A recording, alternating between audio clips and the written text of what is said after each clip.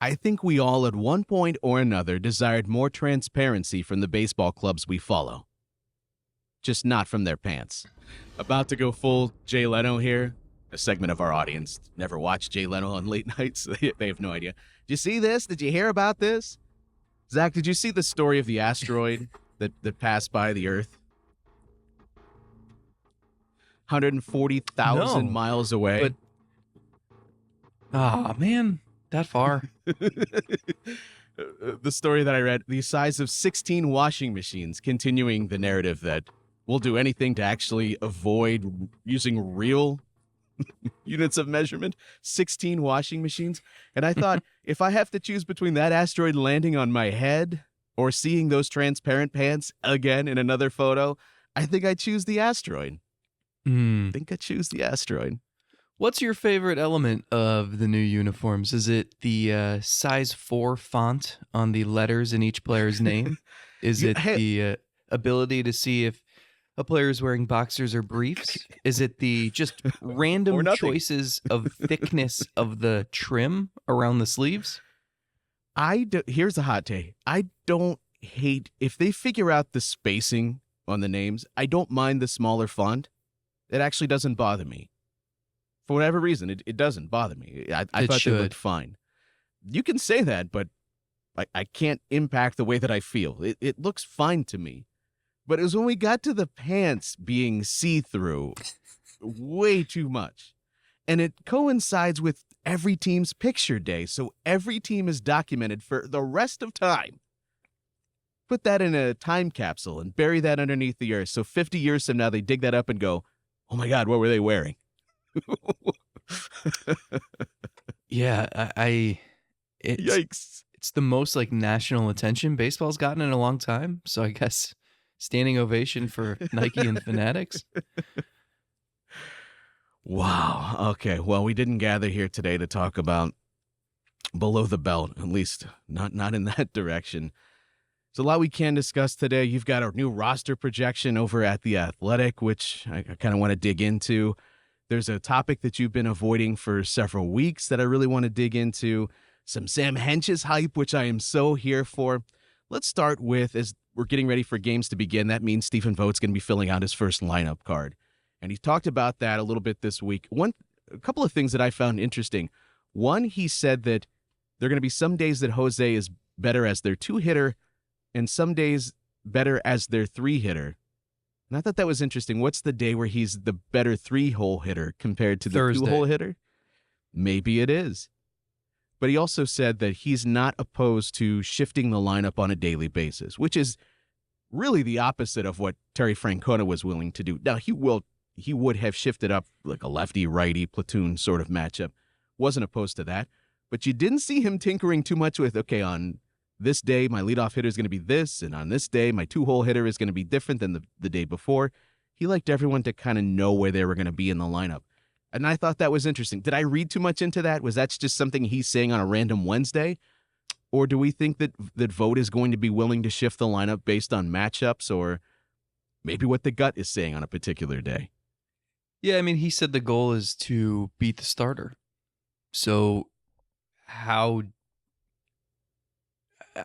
the obvious thing with Jose hitting second or hitting third is there somebody who he likes in the 2 spot against lefties or righties that he doesn't against the other handedness of a pitcher?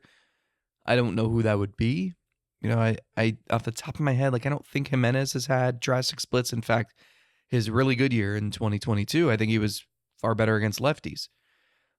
So I don't know. It's going to be interesting.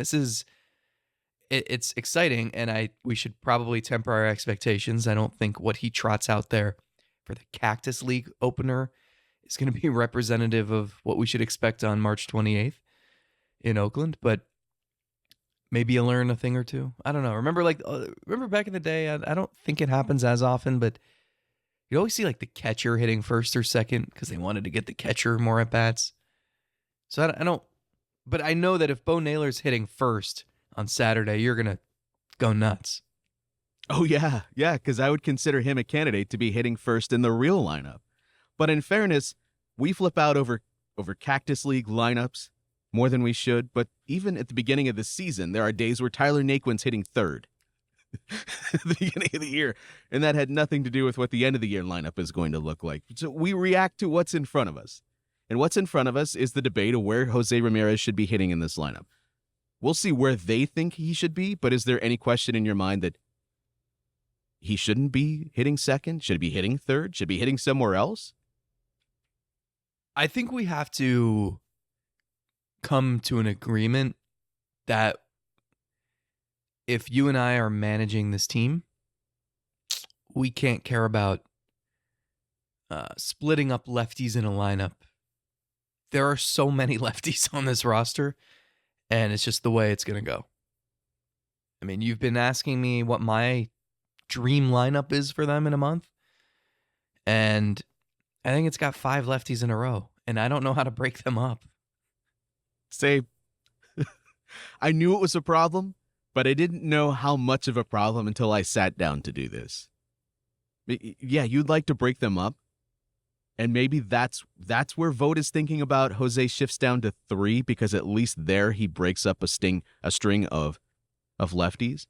But you said, isn't the goal to beat the starter? And if it's a right-handed starter, what's wrong with stacking the lineup with all the lefties to try to get him to put up as many runs as you can against the righty? And then if they bring in the lefty later in the game, maybe you adjust off of that. You can be aggressive with your pinch hitting. Maybe that's where Ramon Laureano enters into the equation.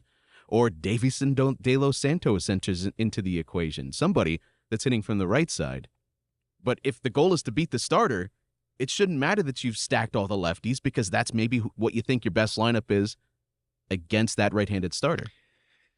Yeah, there's a lot of variables here because, for instance, there are going to be changes based on lefty-righty.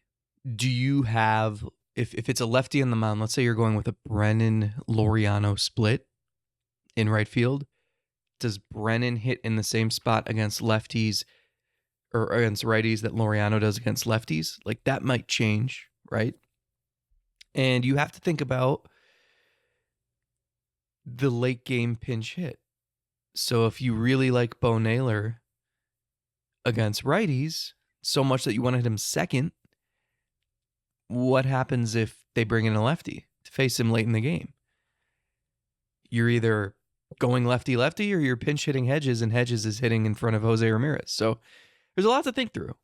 I think Terry Francona sort of hinted at this stuff, maybe more than we realized, that what could happen in the 7th and 8th innings also factors into the equation. But with this lineup, to me, the bottom line, there's a lot of lefties, and they just need offense. They just need runs. So be it. You know, you have to feel confident that Josh Naylor can hit lefties the way he did last year, and then you don't care. Jimenez can hit lefties the way he did 2 years ago, and you don't care. That changes things a lot. So instead of maybe looking at it at handedness, you got to look at it as who can handle lefties. I mean, Gabriel Arias hits righties, and he went 9 for 108 with 54 strikeouts against lefties last year. So just because you throw a righty into the mix doesn't mean it's going to improve things. So Right. It's tricky. I think the big problem to me is like the middle of the lineup, that 4 through 6 area feels like it's missing somebody. Amazing. That hasn't been the case for just so long here recently. The bottom of the lineup doesn't seem to go together well. By the way, welcome to the show. I'm TJ, that's Zach. It's the Selby is Godcast. Thanks for clicking play on Apple Podcasts, whenever that shows up on your feed. Spotify. We're now on Amazon and Audible, I believe. I submitted that. We got some requests for that, so we got that there. And of course, thank you for watching at YouTube. Go down there, click subscribe, click like, and join part of our community here. And of course, if you want more of this, patreon.com/SelbyIsGodcast is where you can find it for $1 per episode. Give me your lineup. I want the lineup. I wrote down mine. First, let me tear yours apart, and then I can feel better about mine. Is this who's on the mound? Just your average Joe Schmo righty. He's got good stuff. Does he? You're not familiar with the Schmo sweeper? All right. Batting first in left field, Stephen Kwan. Batting second. Let me stop you right there. No, I'll let you go. All right, I've got Jose Ramirez hitting second at third base. I have Josh Naylor hitting third at first base. I got Bo Naylor hitting fourth. This is your ideal lineup, not what do you think they're going to do. What would you do if you're running them out there? There is no ideal lineup, but this is what I'm doing. Bo Naylor fourth. Why is your jaw not dropping? That's a choice. That is a choice. See, this is such a mess. I can't wait till they pinch hit and Austin Hedges is hitting cleanup late in the game. I can't wait. I know. Can't wait. David Fry. You need a David Fry. That's what you need a David Fry for. Kyle Manzardo fifth at DH. Andres Jimenez sixth at second base. Oh, I have some thoughts going through my head right now. This is where it gets really messy. Because then I could go like all the righties are at the bottom. How much we can talk about this in a minute, but if Estevan Florial just becomes awesome, and I'm not acting like it's a 50-50 chance here. When? It changes so much. I'm going to go him seventh in center. Rocchio eighth at short. And Brennan ninth in right. I hate that. I'm Ron Burgundy? Yeah. But here, let me give some it depends clarifications. Okay. A big thing is whether Manzardo can hit lefties. If Jimenez is 2022 Jimenez, I have no problem him hitting second. I just don't know. If he's last year's guy, I don't want that guy getting more at bats than the Nailers. So that middle part of the lineup that I referenced earlier, like that's all subject to change. You could reorder that however you want, and I probably wouldn't argue. I went Rocchio, but like I don't really have a good feel on shortstop. I honestly just want a switch hitter in there, I think. I don't know. That's not great. You're just picking it based on handedness, but you can't separate them in any other way. All right, here's mine. Are you ready to tear mine apart? You're going to be off the wall just to be off the wall. I mean, sort of, but I maybe want to switch things up to see if we can jumpstart something else. Can I predict yours? Sure. I would love that, actually. Just tell me one thing. Do you have Kwan first? No. Okay. You're so annoying. Go ahead. Why can't we debate who's hitting leadoff? There's a reason behind why I won. In this case, I was deciding between two guys, Bo Naylor and Andres Jimenez. I ended up going with Andres Jimenez. The reason for it, yes, it's nice to have a guy that takes lots of pitches and takes his walks. Hopefully, Jimenez is more of what he was 2 years ago because there the on-base percentage is fine. Now, partially fueled by a lot of hit-by pitches, but that's a skill. I told you before, that's a skill. That's how you have to get him out. And so if he's good, he's going to get hit by pitches. He'll get on base that way. I like a guy that doesn't make it easy for the pitcher initially. First pitch of the game, I can't. It's not just a layup. Stephen Kwan comes up. Even if I throw him a strike, I'm pretty sure he's not going to hit it out of the park. I'm not going to be trailing 1-0. He's swinging with more intent now. Okay, well, we'll see when that actually happens. I got to believe that the guy that has more of the 17 home run power is a more legitimate home run threat than the guy that's been what Kwan has been. Now, if he's showing a different skill set, we'll rethink this. The lineup on opening day is certainly not the lineup 15 days into the season, necessarily. But Jimenez, you at least have to respect his power a little bit. And Kwan is just not aggressive at all. He's the opposite. He's so passive, or has been very passive. And so I don't like the fact that the pitcher feels like he can throw his first 5 pitches just like, all right, let me ease into this game and feel good about where I'm at. And let me figure out where my stuff is as I work this hitter that I know is not going to swing the bat too often. No, I kind of like a guy that might ambush the pitcher right off the bat there. And so That's fair. that was my thinking behind it. Now, if Hentges is not getting on base a ton, we'll rethink that. But just let me go with this. Ramirez 2, Juan 3. Huh? Juan 3. Because I like... because he's swinging with more intent. Yeah, because he's doing that. I like that maybe he would be Can you up imagine with... saying this to Mike Hargrove in 1995, by the way? I like that Juan... Maybe his skill set is better suited when there's traffic on the bases, and now he can hit the ball all over the yard. And maybe there are more holes open because Jose's at first base, they've walked him or something. So now you're talking about a guy with runners in scoring position that perhaps with his skill set, it's better served. I don't know, but we'll just go with it in this lineup. 4th, Josh Naylor. Not going to put him any lower than 4th. Here's where things just got really difficult for me. In my lineup, Kyle Manzardo is on this team, so he's hitting 5th.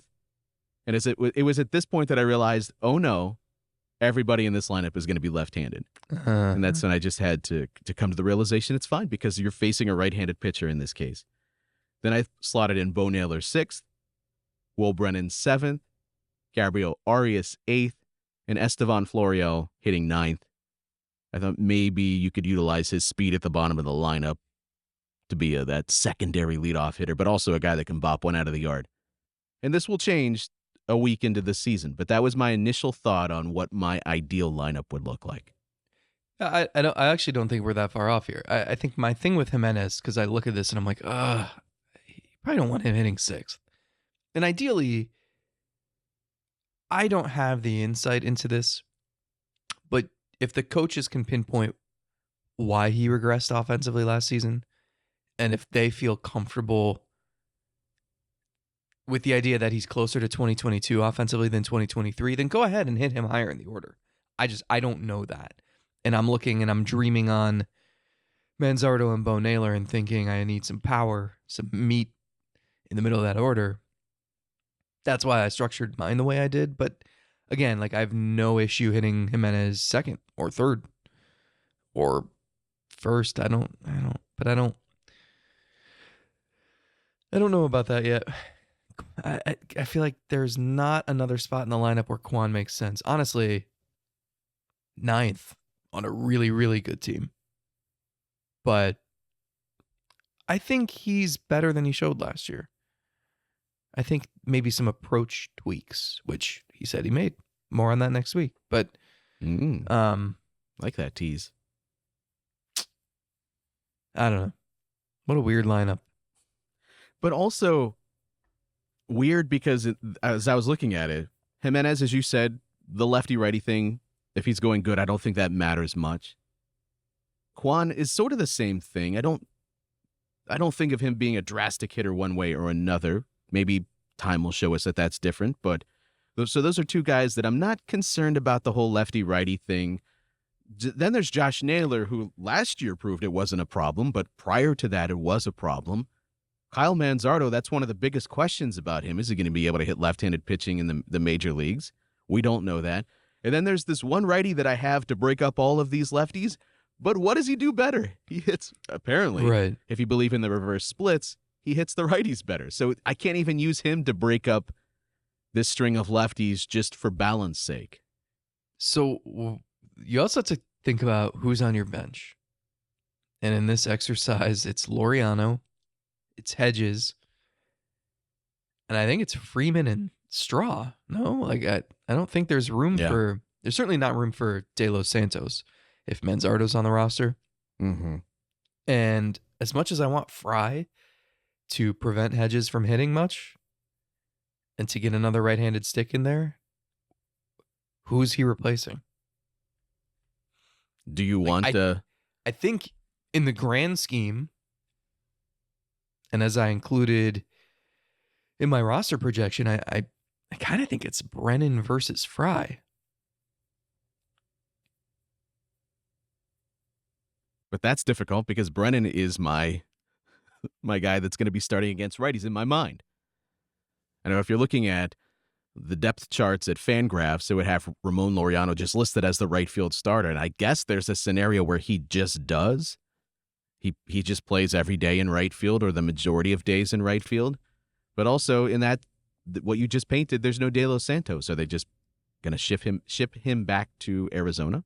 Yeah, it's not far. He's already here. I don't know. You want to just let that walk out the door when Well, you no, don't have I mean, a lot of those sorts of power guys that you're dreaming on at the age of 20 years old? it's so interesting because you can say all the reasons he's going to make it. Like, they knew this conundrum existed when they took him in December, right? They worked with him in January out here, in February. They'll have him in March. They're having him play corner outfield. Just how much versatility can you show so that we can find more ways to get your bat in the lineup, and et cetera, et cetera. Anyway, and yet at the same time, it's like, you know that he and Manzardo can't really coexist on the roster, especially at the outset. When does that change? Like, we're looking at this and we're like, well, we have Manzardo, so no De Los Santos. Okay, flip it. You're going to want Manzardo up here if it's not opening day on whatever, April 19th. I don't know. Even if you wait till June. Okay, what are you doing with De Los Santos when Manzardo comes up? Is he strictly a corner outfielder at that point? Are there enough at-bats? Is that worth a roster spot? Who's he replacing? Is he standing in Brennan's way the rest of the year? Rodriguez? Valera? Like, when would he even play corner outfield? Kwan plays every day, and you want Laureano against lefties. And De Los Santos you would prefer versus lefty. It's a weird fit. I included him on my roster, but I admit it's hard to really envision how he sticks it out for 162. So if Manzardo's not on the team, who's occupying that spot in the starting lineup? I mean, he could, or it could just be like Straw in center, Florial somewhere. And it's not pretty. You get at bats for Freeman. You could rotate Fry. I don't know. Yeah. Gonna run with one less reliever for your rookie manager? Rookie manager who was a bullpen coach last year? Probably not. Yeah. That's how you're gonna squeeze a Ben Lively or a Carlos Carrasco as you did in your roster projection. He's on the team. Lively is not. I believe Lively has an option still, and he's making nothing. So that's not standing in the way. The fact that you offered him a major league contract with the option, you could just send him to the minor leagues and keep a Carrasco, and then that maintains some level of your depth. So I understood kind of what you were getting at there. But in building a bench, it's difficult because you do want Ramon Laureano. Straw's not going anywhere, so those two are going to be on the team. And then you need a backup infielder, even though you have versatility in Jimenez and Arias. You need a backup infielder, and I want Tyler Freeman to get some playing time, even if it's like, we'll see if Vogt is willing to do this, but what about against lefties? Freeman starts at second base, and Jimenez plays shortstop. That way, Arias isn't facing the lefty. Freeman gets into the lineup. You could do that. But there is a magical elixir here. Oh, what is this? What about 27 players? You just use Game Genie, and you unlock a 27th player every single day. What about a switch hitter by the name of Juan Brito? Oh, sure. Let's complicate this even more. Yeah, let's do that. Complicate? That solves a lot. Okay. But then what happens to Arias? What happens to Freeman? You just DFAing them? You just letting them walk? What's happening here? You send them on a long hike. To what? The Tampa In Bay the Rays White system Tank where they Mountains. unlock their full potential? Okay, thanks. No, I'm just saying, there's switch hitters make everything easier. And there is one who could factor into the mix here mid-season. Mid-season, sure. But how's that going to fix things now? It's not. And what's the line? Where is the end of the leash here for these players? What do they have to be doing for that next level to be unlocked? I have no idea. That's why we've been talking about this for months and we've resolved nothing. How do you decide to go with a Brito instead of a Rocchio? What if they're both performing similarly at whatever level they're at? I would assume AAA at that point. Go with both. Go with both. Okay, Put sure. Brito in right field. Yeah, okay. Yeah, because the people are saying the defense is not anything to be too excited about with Brito. So maybe he finds his home in the corner outfield, just like everybody else. I think the bottom line here is it's a mess. The pieces don't fit. There are too many pieces that look somewhat intriguing that I don't really know how you cycle from one option to the other. If, as you put it last week, like what if Arias is just adequate? Then what? So it's really tricky. I will say the bottom line here is just if guys hit, they'll figure it out. You'll smush the pieces together, but you need guys to hit. And I look at this lineup and I feel better about it than I did last year. And I think a lot of that is just you don't have Zunino Straw at the bottom. It is a little wild that we're talking about a lineup where you could have your catcher in center field out of the 8-9 combo. Because that's where they've just been. That's been their home for so long. But now you could have a Naylor hitting the fourth in your lineup. You could have Florial hitting 7th, and it could make a little bit of sense. I don't know what they're going to do. We get to sit here and criticize whatever they choose to do, but I would not want to be in the position of trying to make these decisions. Now, I think you and I maybe would have gotten out in front of this a little bit more. Hopefully, you would have looked to maybe trade some of your shortstops a while ago. And yeah, there's always that risk that you trade the wrong guy, but if you do it early enough, hopefully whatever you're getting back is still something that's helping you, and so both teams get what they want out of it. But it doesn't make it any easier today to figure this out. And we don't have the benefit of, like you said, seeing them hit or not hit. But the problem is they're going to have to make some choices based on spring training, and we know those numbers are ridiculous. What does it matter what you do in the thin Arizona air? You hit a home run there, that's great. You're doing it against a Double-A pitcher, that's wonderful. Is that winning you a roster spot? How do they, without just sorting the leaderboard at the end of spring, how do they make these decisions? Because they have to utilize that data to some degree to award the job, but we know it's not just going to be based on who has the best spring numbers. I think it's very little about the numbers. I think it's about the input, not the output. And a lot of it is taking the results from last season and pairing it with off-season changes, messaging, and seeing what might be different. There's so much fluctuation year to year with every player. And it's understanding why that fluctuation exists that helps you make decisions about your future. So if it's, every player's working on something, they're trying to get better at something, and so you're not looking at maybe, did Brennan go 0 for 3 in this game against the Reds on March 16th? You're looking, did he swing at the pitches you want him to swing at? Did he take more risks and swing with more authority when he was ahead in the count? Did he hit the ball harder? You're looking at those things, those ingredients, more so than, he went 1 for 3. He's hitting 333. Okay, well, that one was a bloop that if the left fielder wasn't 19 years old, probably would have caught.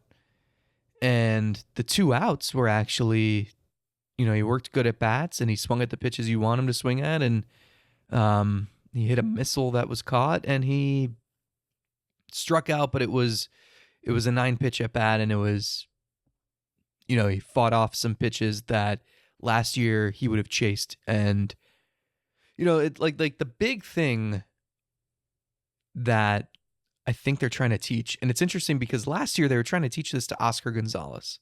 This year, like they're teaching, this is a message to everybody, but it's really for the contact guys, the Kwans, the Brennans, the Freemans, the Straws, even like the Rokios, where it is so much better to be down in the count 0-1 than to be 0 for 1. You know, if there's that pitch that's on the outside corner and you're so good at making contact that if you swing at that just to make contact because it is your instinct to want to just hit every single pitch you see. But the best you're going to do with that is just like roll it over to second base. That is the worst thing you can do. It is better to swing and miss at that pitch. So it's getting these contact guys to be comfortable with the idea of swinging and missing, because the swing and miss is better than putting it in play weekly where it's going to be an out. So that's the big message. So can those hitters prove that they've made changes to their approach, changes to their bat angle, maybe improvements at their bat speed, whatever it is that will set them up for success this season? You're not going to see whether that improved or not just based on 3 at-bats in a Cactus League game, 2 of them against A-ball pitchers. Like the environment just isn't always conducive to drawing conclusions. So it's more so just, and this is why like they have pitching lab, they have a hitting lab, and you simulate experiences and you get all the technology and all the data on them and you have instant feedback, and that helps drive your decision. So I think people do that. You look like, well, why didn't Micah Prees get 600 plate appearances with the Guardians last year after the spring he had? Well, this is why. It's about the input. And we're not always privileged enough to hear what they tell a player to be working on. And so with Rocchio last year, we looked at that and that didn't make sense to us. Like, why? Where did some of the power that maybe was blossoming a couple of years ago, where did that go? And how did you become this guy that was now being more of a walk, strikeout, contact conscious guy? That might have been just been the messaging to him. Now, maybe he took it too far. Maybe he took it too far to the other extreme and he's got to self-correct a little bit. But sometimes we don't know exactly what has been told to a player. Like Gabriel Arias, the early stages of last year, he was demonstrating a lot more patience. But I didn't know if it was real patience because I know I can't do anything with that pitch, or was it, well, they've told me to be patient, so the bat is just planted on my shoulder, and no matter where the ball is, I'm just not going to swing. And by the nature of some balls are outside the strike zone, I'm going to walk, even though it really wasn't my doing. And so there's some degree of guys maybe following through on what they've been told, and that could potentially give them better standing for that job. I'm interested in what you're talking about. Could they even be so granular about it that they're looking at a 2-0 pitch in a particular zone and, oh, look, he doesn't do well against that sort of pitch. When he swings at it, he's got a terrible OPS, and he let it go by. He let it go by. And so that's showing growth on his part. And so they write it, that's a positive. That's a positive on the check mark. But what I would love to see at the end of the day, is it just like a giant sheet and they just tally up who had the most positive? Like maybe in pros and kindergarten. cons lists. You just get like a star. You got 3 gold stars today. That puts you at the top of the leaderboard. Yeah. I mean, remember they used to have a leaderboard in there for first pitch strikes by the pitchers? Ah, that's right. That would be a competition all spring. That's right, yeah. I'm just envisioning like they're being it up on the board, and at the end, if they get enough gold stars, they get a movie party. They get to choose the movie. What movie is it gonna be? Do you enjoy feel that. better? Go ahead. I was just gonna say, doing this exercise, even though many of the names are the same, even though there was not the splashy move or really any move over the offseason, if you take off your February spring training rose-colored glasses, do you feel better about the lineup? Even after last season? Feel better compared to what? Well, compared to last season. I mean, I think we went into 2023 expecting this team to just slash and dash again and all would be fine, especially with Josh Bell and Zanino, and obviously that didn't work. So compare how you felt about the lineup, I don't know, after they got no hit. Cole Calhoun was hitting fourth. I don't know. Better, that's such a difficult word to describe whether I feel better. But I feel more intrigued. I feel more interested because you had an off season where either it's Arias or Rocchio had a chance to work long, big picture, where you're not having at-bats, and so it's just only focused on adjustments. Like in the regular season, it's tough to make adjustments because you're also worried about trying to get on first base or more. And so in the offseason, you're fully committed to just the adjustments that you're making. So you can make big, sweeping changes based just on that. So I'm excited to see what they did with this offseason, to see what sort of hitters they become and what they as they're getting closer to what should be their peak seasons. Yeah, that's intriguing. I am so much more intrigued about center field than I certainly felt this time last year at any point. And that's not even knowing that Florial was going to be better than a 83 WRC plus or whatever he was in a brief time this past year with the Yankees. But I also see a guy that at AAA hit 28 home runs and was he still 30 bases? So he's got that sort of ability. I don't know if it's going to come out, but my goodness, I'm intrigued to see if it can. So better. Do I feel better? No, because I think there's not really a great safety net here. I think it could be awful. But I think I'm going to have more fun in that free fall, even if I do free fall. I'll tell you where we're going to have more fun is with our hot takes episode. Because of all this. Oh. I can hear it in your voice, the things you're imagining with Florial and Bo Naylor. Haven't I already Menez said? I've already said all of this. I think the whole since 2024 happened. That's been my giant hot take. Winking Lizard's going to have to create some new sauces. I did enjoy Sam Hentges getting some love from Mike Petriello, as it wasn't even great love. It was just an article about biggest misses in terms of where the pitch was and where the bat came, just based on some new technology that they have. I don't know if you actually looked at that article, but there was an at-bat with Sam Hentges against Trey Turner last year where Trey Turner swung and he missed by 4.7 feet. And that's just, like, as you're thinking about it, it's not just up and down. It's like if your bat is so far out in front and then the pitch comes in, that's how you miss by that wide margin. So they actually have this tracking where you can see in slow motion. When you see it in real time, it looks like the bat clears at the same time the pitch comes in because it's happening within milliseconds. But as you see it slow down, his bat comes through and it looks like a Bugs Bunny cartoon. The bat comes through, and then here comes the pitch. It's absolutely ridiculous as he missed that much on a curveball from Sam Hentges. And Petriello says, oh, Trey Turner got the last laugh because I think he went on to double in that at-bat. But I'm so here for the Sam Hentges hype. I know you are because you've been predicting that he's Andrew Miller for 3 years. So take your bow. I think this might be the year. I think it's finally happening for Sam. Oh, I'm sorry. That might have been a hot take. It might have been a hot take. His numbers are insane. In August and September the last 2 years, he's got like a ERA of under 1, and the walk to strikeout rate is ridiculous. It's the first few months. And last year he was returning from injury, whatever. But if he can just take whatever changes in August and September and apply that to the whole season, he's Andrew Miller. That reminded me of like when you'd get a new baseball video game and you weren't sure about like the controls yet or the timing. And it'd be the first pitch of the first game I'm playing and it'd come at me and I'd swing immediately.